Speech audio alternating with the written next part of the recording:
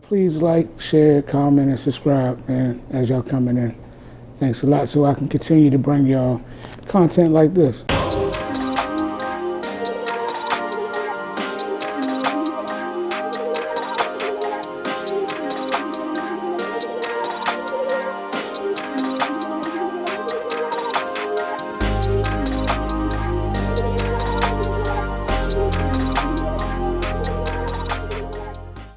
Hello, this is Waverly coming back at you with another episode on Goodfella Podcast Media. Tonight we have here Tremaine Teddy P. Fuller. He's a professional boxer from out of Knowledge Boxing Center. How you doing, brother? How you doing, man? Good, man. Sure. All right. What inspired you to start boxing? I'm from New Jersey, so I'm not from the area. So I grew up in Paterson, New Jersey, and regular kid running around. I love fighting. I was always out getting into fights. I've been jumped and all types of stuff. So Right. my homeboy I went to school with, my homeboy Uriel, he was going to the boxing gym, and then he was like, "Hey, you want to come to the gym with me one day?" And I was like, "Sure." Yeah. And then went to the gym, and from there I just fell in love with it. And then I've been off and on with boxing, running around chasing girls when I was younger. I started playing other sports in school, so then I kind of put boxing on the back burner, joined the military, was there, and then I got here, and I was like, every city I go to, the first thing I do, I look up a boxing gym, I look up a Jamaican food spot. That's my ritual. Everywhere I go, everywhere new I go, I look up a boxing gym, look up Jamaican food. Wasn't no Jamaican food here at the time, Right. but found a boxing gym. I walked into Knowledge Boxing, met Coach D, and it was just match made in heaven kind of thing, and I've just been there consistently ever since. He's a real cool brother too, Yeah, man. yeah. Who were your biggest influences growing up in and outside of the sport? In the sport, first and foremost, Roy Jones was my favorite boxer growing up. He was loud talking, flashy. That was kind of like that's how I was, a real cocky dude, just walk around, I talk my talk and stuff. So I really liked Roy Jones. That was my favorite fighter growing up. Surprising the most, I wasn't like the biggest Floyd fan. I kind of liked Zab Judah a little more. I liked Miguel Cotto a lot. Then I kind of fell to like Floyd after a while. It's, you just can't deny greatness after a while. And I'm like, yo, Floyd is that guy. Yeah. But yeah, Cotto and Roy Jones, I would say, was probably my two biggest boxing inspirations. As far as outside the gym, there was a councilman in my city. His name was Councilman Davis, and he was just a cool, charismatic dude. He was an older dude, but he was like, you would want to model yourself after him. He was like Q-Dog. He went to college and stuff, so he would pull up on the block. He'd go talk to the old ladies, have a good conversation. He'd go talk to the dope boys on the corner, have a good conversation, but he was never in the streets. He never really got into no trouble like that. Right. So I looked at him, I'm just like, I want to be that dude. Like, I don't want to be in the streets. I'm not like that. I'm not that guy. I was never like money hungry like that. A lot of people get in the streets because they want money, and I was just like, I'm more of a content dude. As long as I got what I got and what I need in life to go day by day, I don't need extra.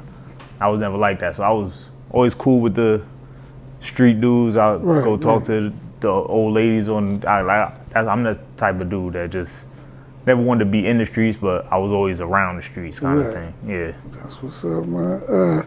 What was your very first boxing gym experience like? My first boxing gym experience was crazy. I walked in, it was this big dude, his name was Pooh. Big dude, he used to tear me up, man. I was like 15. I watch Roy Jones a lot, so I'm like a cocky dude. I'm in there, I'm just thinking I'm that one, and he would just get in the ring. He would just tear me up, man, every day. But he was a good dude, man. He was a city worker, and you just go to work every day, come to the gym, and just beat up on me every day. But he was a good dude. He taught me a lot. I learned a lot from him, man. He had crazy defense. At the time, it felt impossible to hit him, and I was just like, God. Every day I go to the gym, I'm just like, oh, here we go again. But it built character, man. It showed you that this is not a sport that you can't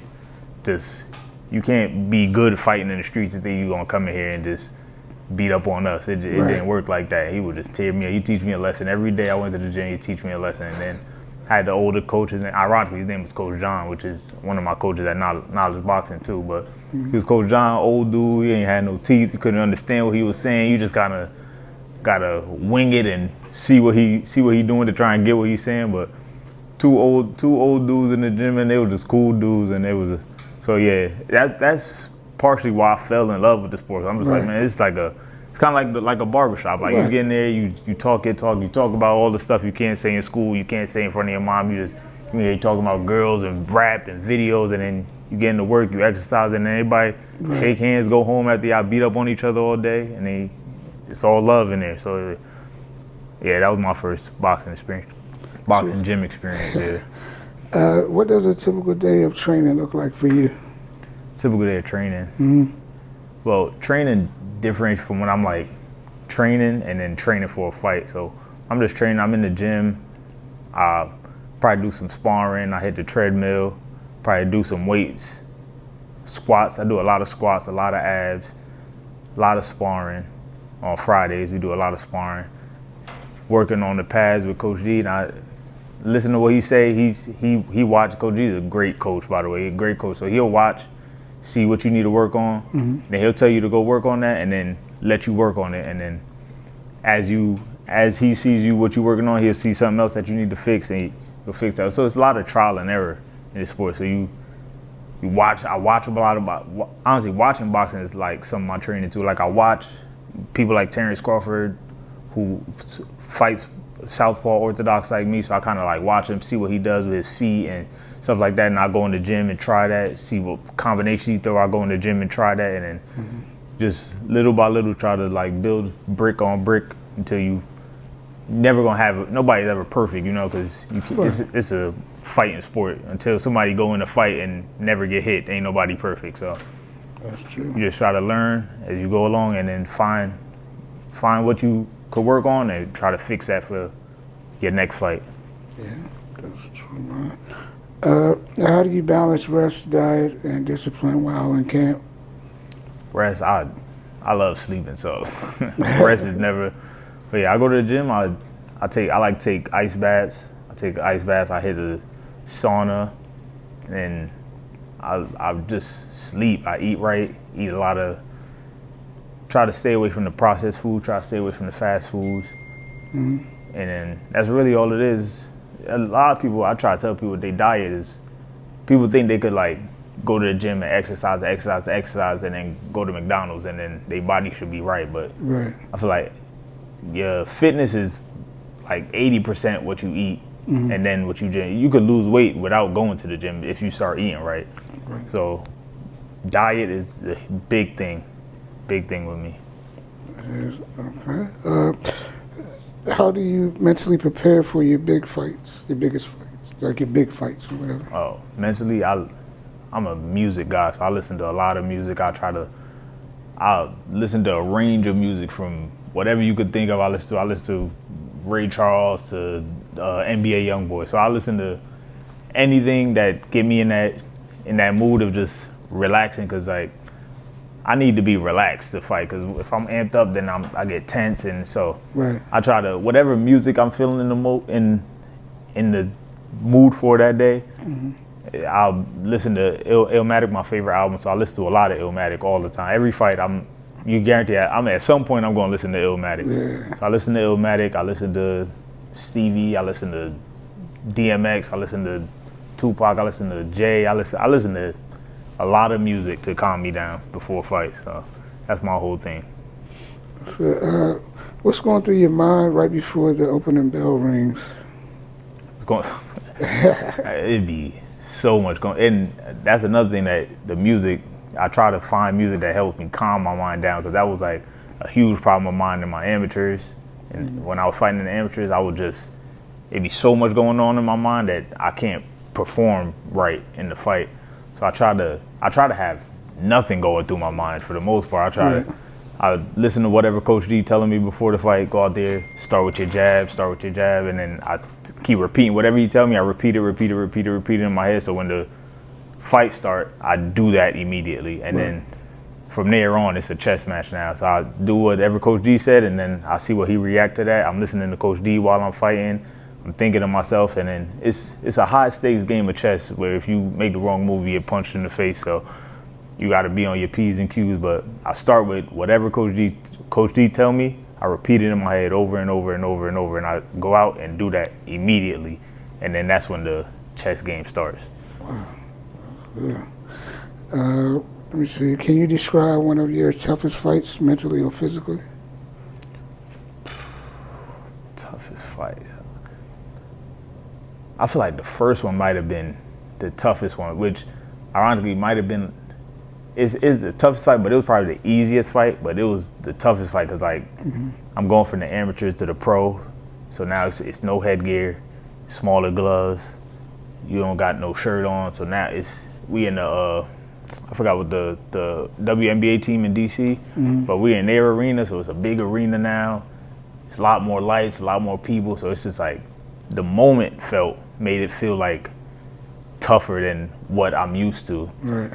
And then honestly, once the bell starts, you have to forget about all that, because if you're thinking about all that, you're not thinking about this dude that's trying to punch you in the face. So I would say the first fight was my toughest to mentally deal with, and it was just like, man, this is a lot, but it's also kind of like, this is what I've been thinking of doing since I was in 9th grade, so this is kind of cool at the same time. So yeah, that was a fun fight. Right. What's your favorite victory moment and why? Actually, I wouldn't even say that same fight. I fought on my anniversary. I believe it was 2 fights ago. I fought on my anniversary, and I got the win that night. So that one was pretty cool. I got to shout out my wife in the arena, and yeah, that was just a dope moment because like it's my anniversary. I just want to fight in front of my son and my wife and all of that. So yeah, that was the best moment after the victory. Yeah, that was cool. Have you ever wanted to quit, and what kept you going? Nah, I never wanted to quit boxing. Nah, because what kept me going is I know that if I stop boxing, I'm gonna have a lot of pent up energy that I need to find something to do with it. And you know what they say, idle mind is the devil's playground or something like that. I need something to do with all this energy I got. And I don't play basketball. I don't play no other sports. I like fighting. So I'm gonna fight somewhere. So I'd rather keep fighting in the gym before I go to Walmart and get mad at somebody and then now I end up in a jail cell somewhere. So I try to I just love fighting. So I'll stay in the gym as long as I can. As long as guys willing to let me be in here fighting, I'm with it. Cause I'm all for it, man. I love fighting. How do you handle losses or setbacks in and outside of the ring? Well, in the ring, one of my homeboys when I was younger, he said, it was crazy because it's my best friend, so we about the same age, but he said something to me when I was younger, and that stuck with me from the day he said it. You gotta take your wins like you take your losses, and you'll never be hurt. So if I lose a fight, I lose it humbly. If I win a fight, I win it humbly. I'm not the guy that's gonna win and do all the talking and then lose and then kind of like stay away from the shadows. Right. I win, hey, good fight. I lose, hey, good fight. I go on about my life. This is a sport like anything else to me. It's like basketball. Like LeBron lose a game, it ain't the end of the world. Right. If you win a game, it ain't the end of the world. You win, you lose. That's life. You know, right. You ain't gonna win all the time unless. Not even Floyd Mayweather won every fight. He lost in the Olympics. So everybody, you're gonna lose, you're gonna win. It's about how you bounce back from that. As far as life, I don't want to sound too crazy, but I make good decisions in life, and I feel like life, that's the key to life. Like a lot of people's like, oh, the key of life is money and this and that. And I feel like decision making is the most valuable asset you could have as a human being, because like every day you got to make a decision, and you can make a wrong decision and it could tear your life apart, or you can make a right decision and it could set you up for the better.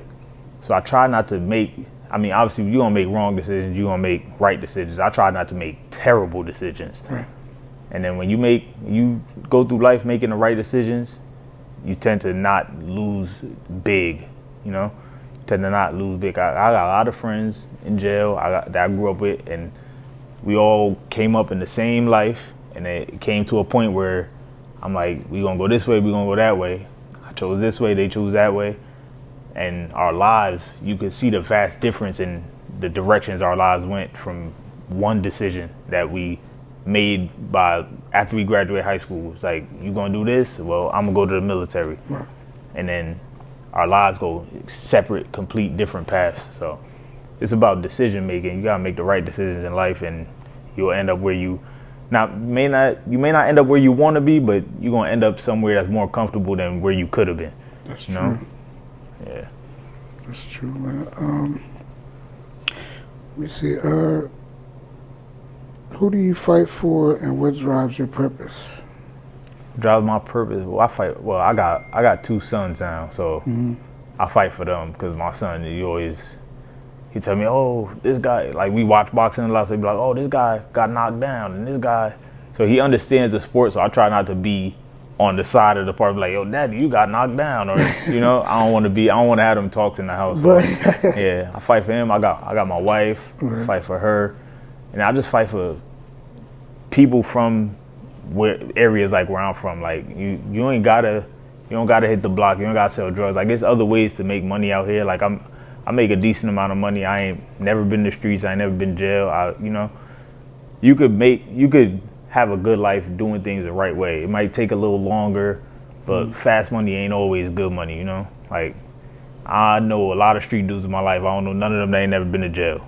Everybody, they make the money, but then you gotta pay lawyers. You can lose all that money. So I fight for kids like that grew up like me, that don't want to, like, or even if they want to be in the street, I want to be the guy that showed them, like, yo, like how Councilman Davis was for me. Like, you from these streets, you from this area, but you ain't gotta be the streets. You ain't gotta fall in this never-ending cycle of, from Frank Lucas all the way to now. It's just like, you make your way to the top, you go to jail. You make it, next dude makes his way to the top, go to jail. That's true. You could break that cycle. You could do something else. You could go to college. You could join the military. You could box.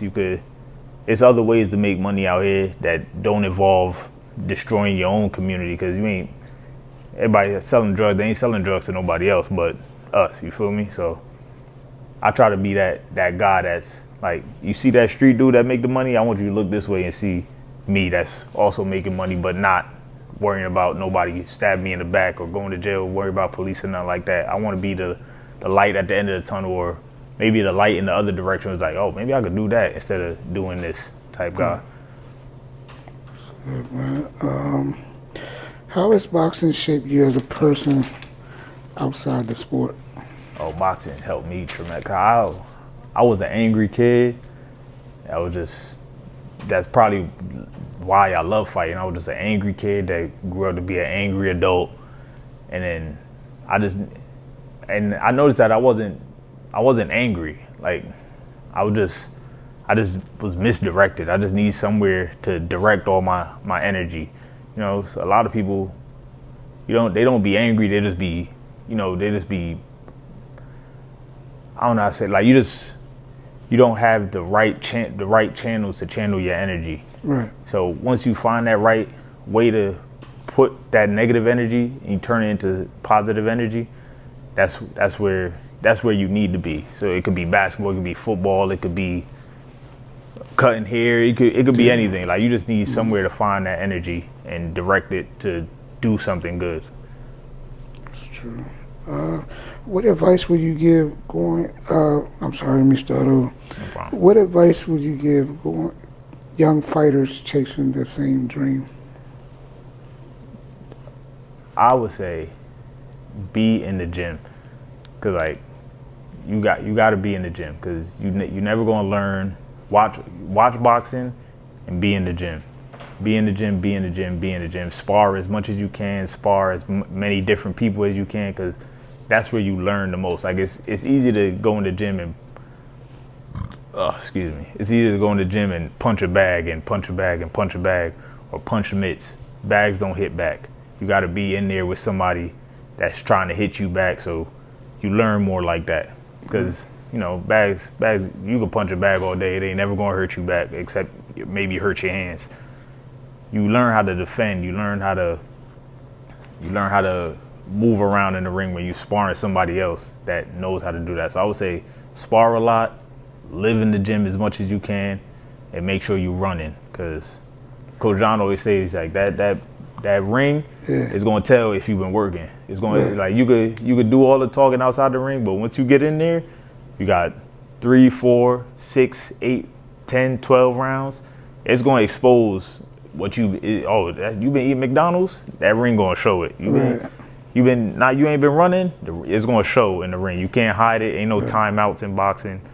You got that 1 minute in the corner, and you go back out there for another 3 minutes. So it's going to expose you if you ain't been doing what you supposed to be doing. So you might hide it from the coaches, you might hide it from your wife or whoever. You can't hide it from the ring.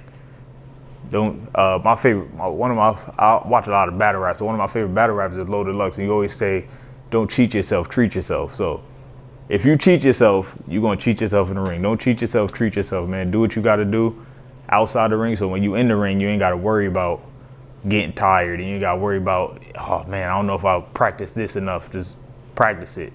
Don't cheat yourself, treat yourself. Don't cheat yourself, treat yourself. I like that. So what's next for you in and beyond the ring? In the ring, I got a fight February 21st, so that's what's next. That's what I'm focused on. And after that, in the long run, I want to stay a part of boxing. So I want to coach boxing and open up my own gym and bring in more kids like me that grew up like me, or any kids in general, women that want to learn how to box and defend themselves. As far as like your last interview, I just want to help people be able to protect themselves and for young dudes to find a way to channel all that aggression or all that energy that they got into a positive route. That's great, man. That's great. Let me see. How do you want to be remembered as both a fighter and a person? As a person, I just want to be remembered. I've never been I don't want to be famous. I don't want to be, if it comes, cool, but that's never what I'm chasing. I just want to be, for the people that met me, I want them to be like, that dude helped me, or that dude did right by me. I don't want to backdoor nobody or nothing like that. As far as boxing, I want anybody that ever boxed me or anybody that see me box to look and be like, it was never easy if you got in the ring with me. I don't want anybody to be like, oh, that was an easy fight. I want everybody to get in the ring with me, know that they had to work. If they did win, they had to work to get it. I don't want nobody to think I was a walkover or nothing like that. I just want you to, if you win, I'm not opposed.